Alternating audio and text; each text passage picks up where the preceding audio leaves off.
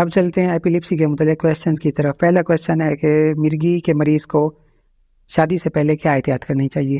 اب مرگی کے مریض خاص طور پہ فیمیلز جن نے شادی کرنی ہے یا پریگنینسی کی طرف جانا ہے تو ان کے لیے یہ ویڈیو زیادہ امپورٹنٹ ہے۔ اگر آپ تک یہ ویڈیو پہنچ گئی ہے تو آپ کے فرینڈ سرکل میں، دوستوں میں، رشتہ داروں میں کوئی ایسا پیشنٹ ہے جو مرگی کا مریض ہے تو اس تک یہ ویڈیو شیئر ہونی چاہیے۔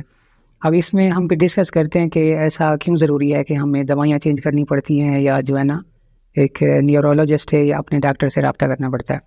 اس کی ضرورت یہ ہے کہ ہم مرگی میں جو دوائیاں دے رہے ہوتے ہیں مریض کو، اس کے سائیڈ ایفیکٹس یعنی کہ نقصانات ہوتے ہیں۔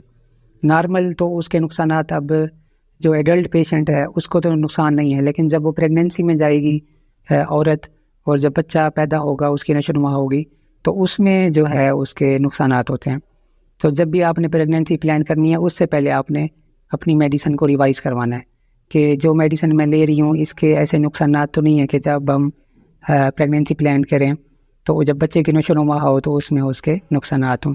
ایسے مریض ہمارے پاس آتے ہیں جن کو پتہ نہیں ہوتا کہ ہم جو دوائی کھا رہے ہوتے ہیں، یا جو ہے نا ان کو بتایا نہیں جاتا کہ جو دوائی وہ کھا رہے ہیں اس کے نقصانات ان کے بچے پہ ہوتے ہیں، اور وہ پریگنینسی بھی پلان کر رہے ہیں، بچہ بھی پیدا کر رہے ہیں، اور بعد میں بچے میں مسائل آ جاتے ہیں۔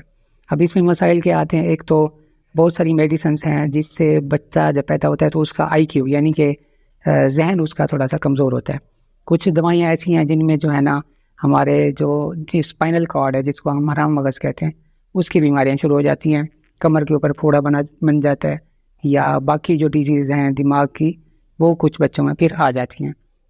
تو اس میں جو موسٹ آف دا ٹیبلیٹس کھائی جاتی ہیں جو عام طور پہ ایڈوائز کی جاتی ہیں، ان کے سائیڈ ایفیکٹس ہیں۔ کچھ کے سائیڈ ایفیکٹس شروع میں ہوتے ہیں، کچھ کے سائیڈ ایفیکٹس بعد میں ہوتے ہیں۔ تو بعد والے سائیڈ ایفیکٹ یعنی کہ 6 ماہ سے اوپر، 5 ماہ سے اوپر والے کو ہم زیادہ کنسیڈر نہیں کرتے۔ جو بچے کی مین نشو و نما ہونی ہے وہ پہلے 2 مہینوں میں ہونی ہے، اور اس میں جس دوائی نے نقصان کرنا ہے اس کو ہم نے ڈیل کرنا ہے۔ اب یہ بات ہو گئی دوائیاں ڈیل کرنے کے لیے۔ اس کے لیے تو آپ جو ہے نا اپنے نیورولوجسٹ سے رابطہ کریں گے اور اپنی دوائی جو ہے نا چینج کروائیں گے۔ اب دوسری بات یہ ہے کہ پریگنینسی میں جو ایپیلیپسی کا پیشنٹ ہے اس کو دوائیاں کون سی استعمال کرنی چاہیے؟ ایک تو فولک ایسڈ ہے۔ یہ میں ویڈیو میں ویسے میں میڈیسن نہیں بتاتا، لیکن میں بتا رہا ہوں فولک ایسڈ 5 mg، یہ آپ کوئی بھی پیشنٹ ہے، فیمیل پیشنٹ ہے ایپیلیپسی کا، اس نے 2 مہینے کھانی ہے۔ اس میں کسی بھی آپ کو ایڈوائز لینے کی ضرورت نہیں ہے، میں آپ کو کہہ رہا ہوں یہ آپ نے لینی ہے۔ باقی پھر جو میڈیسن ہے، کچھ میڈیسن ہے جو صرف آخری مہینے میں لی جاتی ہے، وہ کچھ پیشنٹس میں دینی ہوتی ہے، کچھ میں نہیں دینی ہوتی، اس لیے میں اس کا ذکر نہیں کروں گا۔ پھر جب بچہ پیدا ہوتا ہے اس میں ہم نے پھر پیدائش کے فوراً بعد انجیکشن بھی لگانا ہوتا ہے، تو وہ چیزیں جو ہے نا پھر ہاسپٹل سیٹنگ کی باتیں۔ یہاں پہ ہم نے صرف اویئرنیس دینی ہے کہ آپ نے ایک تو میڈیسن اپنی تبدیل کروانی ہے اگر اس کی ضرورت ہے، دوسرا آپ نے پہلے 2 مہینے۔ اب بہت سے لوگوں کو پتہ بھی نہیں ہوتا، یعنی کہ فیمیلز کو، کہ ہم پریگننٹ ہیں، تو اس میں یہ ہے کہ آپ نے کانشیس رہنا ہے۔